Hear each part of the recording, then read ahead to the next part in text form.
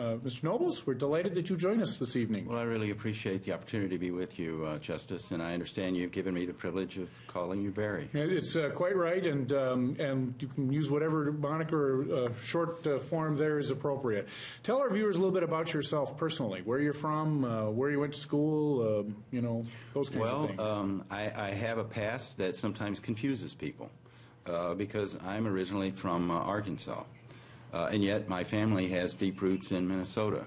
So how did I get from Arkansas to here?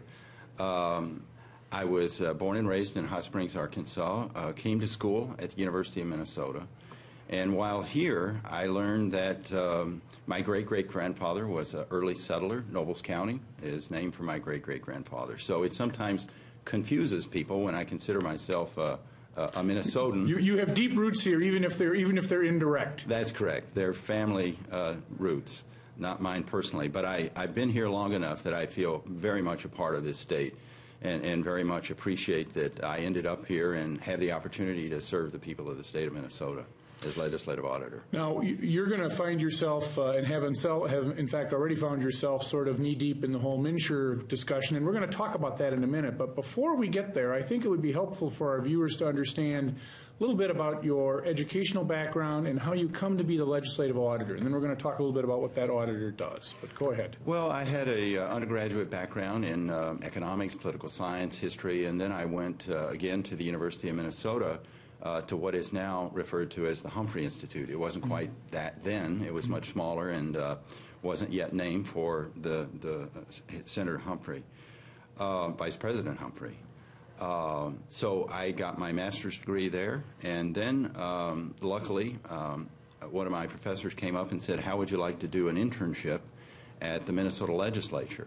And I accepted that, and that's where I've been working ever since. And it was a very interesting time when I came to work there. It was in the early 1970s, and the legislature in Minnesota, but around the country, state legislatures, were really changing and trying to strengthen their capacity to participate in government. And one of the ways they were doing that is they were hiring staff, both partisan and nonpartisan. And I went to work for one of the newly created nonpartisan research offices. And then the legislature created, during that time, the Office of the Legislative Auditor. And maybe we'll come back a little bit to that. But I saw that as a real interesting opportunity for me. And so I applied to be the Deputy Legislative Auditor for the Program Evaluation Division, which was newly created. And then a few years after that, the position of Legislative Auditor opened up, and I was appointed to that position. The Legislative Auditor, by the way, is appointed by a bipartisan Legislative Audit Commission, 12 members of the legislature, House and Senate. I serve a 6-year term, and that's important because the work we do needs a level of independence. And so that 6-year term was really built in to the creation of the office to provide that level of independence. So the office was created, and it now has a pretty long history of providing legislative oversight and accountability for mostly state government. My recollection is that Minnesota was one of the first to have a legislative auditor. Am I right about that? Yes, it was a trend going on around the country. Again, it was part of legislatures, state legislatures, trying to strengthen their capacity. And one of the things they wanted to strengthen was their ability to exercise legislative oversight. And so they looked at the Congress, and they saw that the Congress had something that we hear in the news often called the GAO, or the Government Accountability Office, often called the watchdog of Congress. And so they really patterned these offices of the legislative auditor after that. Now, when people hear about the Office of the Legislative Auditor, they're sometimes confused, and the names can be confusing. Sometimes people think, well, the legislative auditor must audit the legislature. And that's the one branch of state government that we don't audit because we wouldn't be independent. Our jurisdiction is to audit the executive branch and, Justice, the judicial branch as well. And so then people say, well, what about this other auditor, the state auditor that runs for election?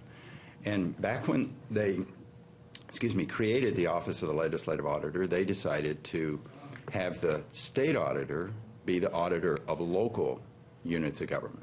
So the one thing that your listeners will be able to take away from tonight and they will be able to answer the ever-present perennial question that comes up at every party, I'm sure. It's a very compelling question, and that is, what is the difference between the legislative auditor and the state auditor? And your listeners will know the answer, and that is the state auditor audits local government, the legislative auditor audits state government. It's interesting you mentioned the judiciary because, of course, we do have internal auditors who work for the judiciary and look to spot problems in terms of the way money is spent and effectiveness of programming. But, of course, we do occasionally have audits from your office as well, which can, of course, raise separation of powers concerns and the discussions that surround the particular kind of audit and the detail and so forth. Those can get a little interesting. So they can, and they have come up in the past. I can remember one time in particular when the Legislative Audit Commission, again, that I am appointed by and work for, asked the legislative auditor to do not only a financial audit, but an evaluation of the district court system. Mm-hmm. And I remember the then Chief Justice came over to the legislature and said, I think you're going to be out of bounds here because that's an issue of separation of powers. Well, we worked that out, frankly. It was Chief Justice Blatz, I believe. That's correct. Yes. And it's interesting because that evaluation of the district court system ended up having us report to the legislature that the district court system needed more resources. And so that report became one that was often quoted within the judicial branch. It may still be used. I hear about it from time to time, yes. Your report is well accessed and well read.